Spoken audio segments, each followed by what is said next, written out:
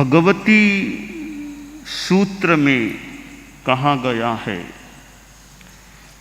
कतिबिहेणम भन्ते मरणे पन्नत्ते गोयमा पंचबिहे मरणे पन्नत्ते तंजहा आवीचीय मरणे ओहि मरणे आतियंतीय मरणे बाल मरणे पंडीय मरणे। प्रश्न किया गया, भन्ते मरण के कितने प्रकार प्रज्ञप्त हैं? उत्तर, गौतम, मरण के 5 प्रकार प्रज्ञप्त हैं। जैसे आवीचि मरण, अवधि मरण, आत्यंतिक मरण, बाल मरण, पंडित मरण। प्राणी जन्म लेता है, जीवन जीता है और एक दिन देहावसान हो जाता है। इस प्रकार ये 3 चीजें हो जाती हैं। जीवन का आदि बिंदु, जीवन का समापन और मध्यवर्ती काल। आदि, अंत और मध्य, ये 3 चीजें हो जाती हैं।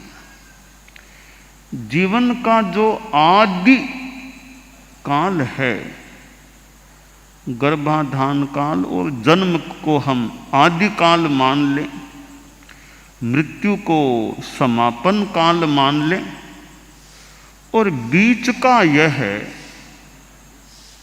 जीवन काल हो जाता है। जन्म होना डायरेक्ट प्रत्यक्ष रूप में हमारे हाथ की बात नहीं है। किसका जन्म कहाँ होगा, किस देश में होगा, किस परिवेश में होगा, किस गांव नगर आदि में होगा, हॉस्पिटल में होगा या घर में होगा या कहाँ होगा, यह मोटा मोटी रूप में प्रत्यक्षतः हमारे हाथ की बात नहीं है। कोई गांव में जन्मता है तो कोई उसकी इच्छा से भी, इसकी इच्छा गांव में जन्मने की थी, इसकी शहर में थी, यूँ कोई इच्छा थोड़ी पूछी जाती होगी तुम कहाँ जन्मना चाहते हो। मानो कि जैसा होना होता है वैसा जन्म हो जाता है। और मृत्यु भी कहाँ आएगी, ये कुछ तो मान लो थोड़ी किसी रूप में हाथ की बात हो तो हो जाए, बाकी मृत्यु भी कहीं भी आ सकती है। परम पूज्य कालूगणी का पहले यह अंदाज नहीं रहा होगा कि गंगापुर चतुर्मास में वे महाप्रयाण को प्राप्त होंगे। पहले उनका यह अंदाज शायद नहीं रहा होगा, परंतु उनका तो इरादा था कि थली में जाना है, यात्रा पूरी करके थली में जाना वहाँ, परंतु उनको तो गंगापुर में ही अनशन भी लेने का मानो माहौल बन गया और जीवन महाप्रयाण को भी प्राप्त हो गया, आत्मा महाप्रयाण कर गई। तो कहाँ मौत आएगी, यह भी सर्वत्र हमारे हाथ की बात नहीं है। तो ये 2 तत्व हो गए, जन्म और मृत्यु।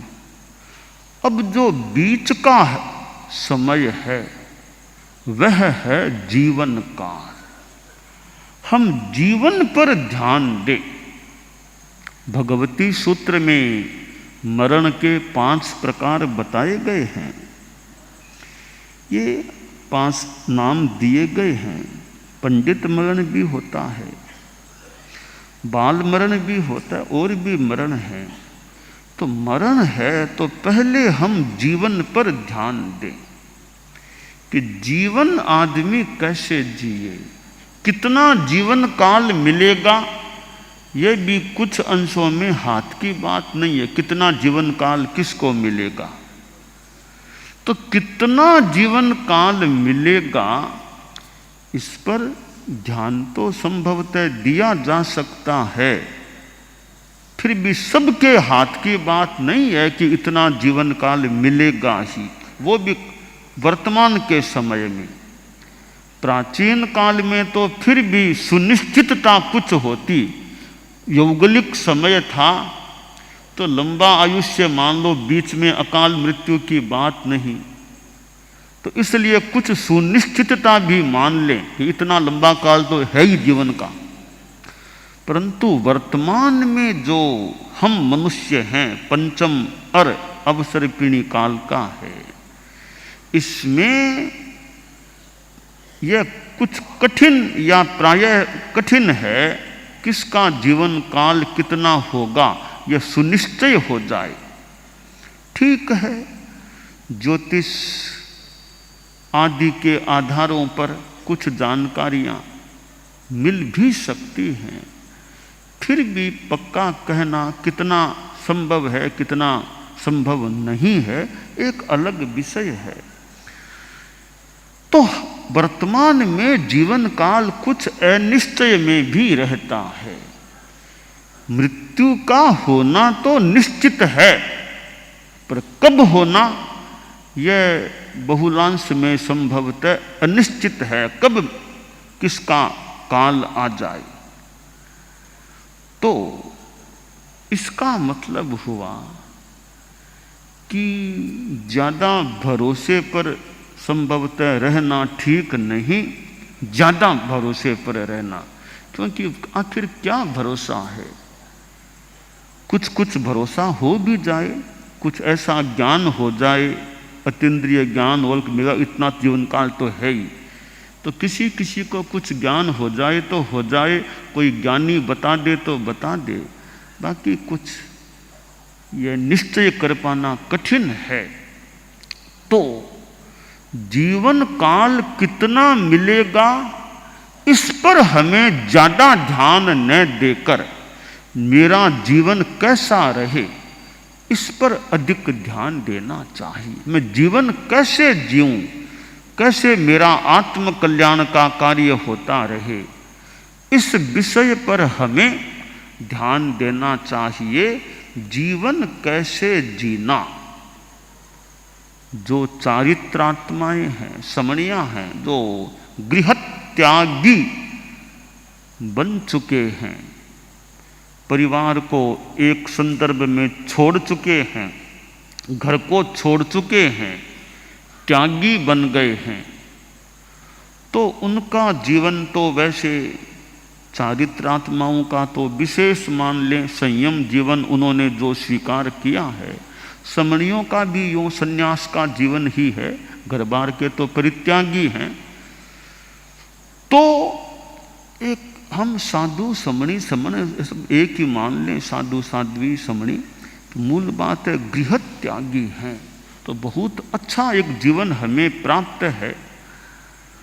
तो यह जीवन कैसे सुरक्षित रहे संयम की दृष्टि से। चूलिका में कहा गया, अप्पा खलु सययम रक्षियब्बो सब्बिंदि एहिम सुसमाहि एहिम अरक्षि ओ जाइपहम उवेई सुरक्षि ओ सब दुहान मुच्चई। कि आत्मा की सतत रक्षा करनी चाहिए। हम चारित्रात्माओं का, सन्यासियों का काम है कि भी आत्मा की रक्षा का ध्यान रखें।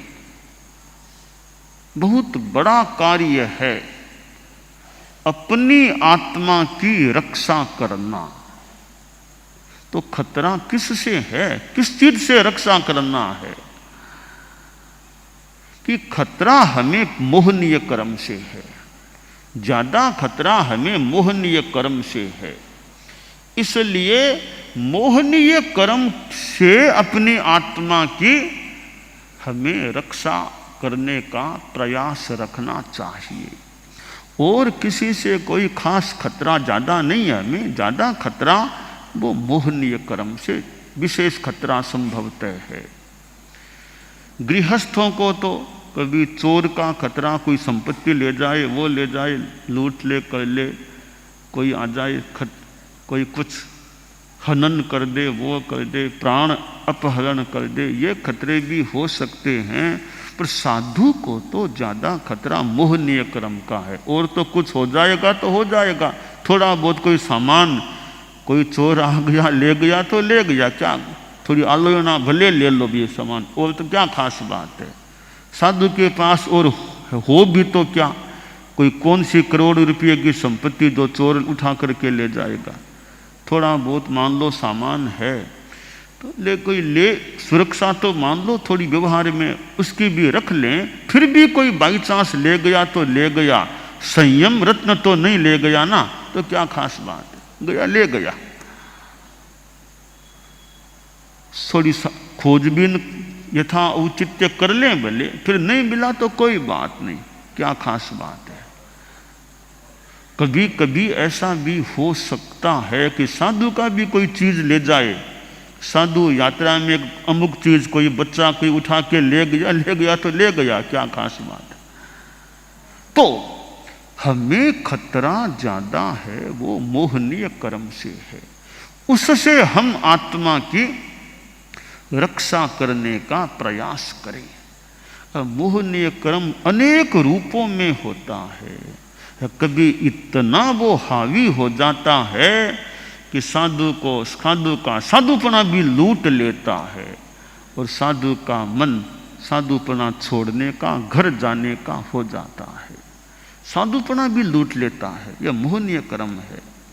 तो इससे हमें अपनी सुरक्षा रखनी चाहिए कि जो ये चारित्र रत्न, संयम रत्न, संन्यास जीवन हमें मिला है वो पूरा सुरक्षित रहे, अंतिम श्वास तक मेरा साधुपना संन्यास ठीक रह जाए।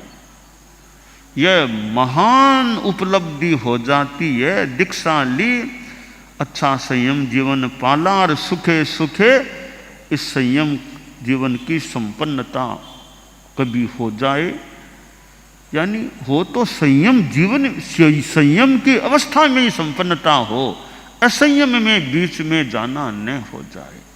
तो यह बहुत बड़ी उपलब्धि है अनंत काल में कि एक जन्म में अच्छा अपना संयम जीवन पाल लिया। तो हमें चिंता या चिंतन इस चीज का करना चाहिए कि मेरे संयम की यानी संयमी आत्मा की रक्षा मैं करता रहूं। कैसे करूं? मोहनीय कर्म से बचाव करना है तो सब्बिंदियेहिं सुसमाहियेहिं, इंद्रियों को सुसमाहित रखूं, पांचों इंद्रियों का संयम रखूं। मन का भी संयम रखें, वाणी का भी संयम रखें, काय का भी संयम रखें। तो पांचों इंद्रियों का संयम रख लेंगे तो फिर शरीर का संयम भी आसान या हो गया, मन का भी संयम आसान या हो गया, वाणी का भी संयम आसान या हो गया। तो पांचों इंद्रियों को सुसमाहित समाधान युक्त कर लें, कोई राग नहीं, रीस नहीं, द्वेष नहीं। फिर रक्षा क्यों करें? तो एक श्लोक में 3 प्रश्नों का जवाब दे दिया गया है, क्या, कैसे और क्यों। इस एक श्लोक में हमारे साधु साध्वियां हैं, समनियां हैं, ध्यान दे सकते हैं। एक श्लोक में 3 प्रश्नों का उत्तर है, क्या, कैसे और क्यों। कि क्या करें? अप्पा खलु सययम रक्षियब्बो, करना क्या है कि आत्मा की सतत रक्षा करनी चाहिए। यह क्या का उत्तर हो गया। क्या करना है? आत्मा की सतत रक्षा हमें करनी चाहिए।